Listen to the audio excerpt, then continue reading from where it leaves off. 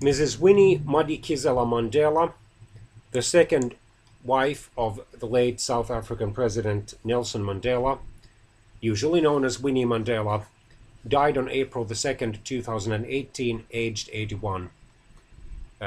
She was born in September 1936. She served as a member of the South African Federal Parliament from 1994 to 2003 and from 2009 until her death, and as a Deputy Minister of Arts and Culture from 1994 to 1996. Her estranged husband, Nelson Mandela, then had to dismiss her because of controversial comments that she had made that seemed to be contrary to the democratic legal order, if I remember correctly. A member of the African National Congress, which is a socialist party, some of whose members are actually communists. She served on the ANC's National Executive Committee and headed its Women's League. She was known to her supporters as the Mother of the Nation. Born to a Mpondo family in Bizana and a qualified social worker, she married anti-apartheid activist and lawyer Nelson Mandela in Johannesburg in 1958. They had 2 children together.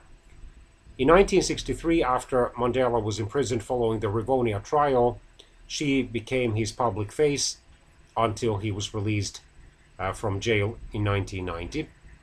She was detained by apartheid state security services on various occasions, tortured, subject to banning orders, banished to a rural town, and spent several months in solitary confinement. In the mid-1980s, however, she exerted a reign of terror and was at the center of an orgy of violence in Soweto, which led to condemnation by the anti-apartheid movement of South Africa. She was accused of endorsing the necklacing of alleged police informers, in other words, putting a rubber tire around the necks of those people and setting it on fire. And her security detail carried out kidnapping, torture, and murder, most notoriously the killing of 14-year-old Mr. Stompie Sepe, who was accused of being a police informer, was taken from a Methodist pastor's home and was killed at the start of January 1989.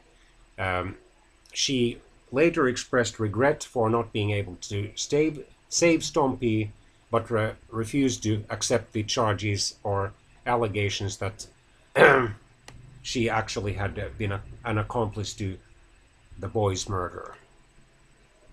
The couple separated in 1992. The divorce was finalized in March 1996. She visited him during his final illness. In 2003, she was convicted of theft and fraud and then temporarily withdrew from active politics before returning several years later. She died at the Netcare Mill Park Hospital in Johannesburg on April the 2nd, 2018, at the age of 81.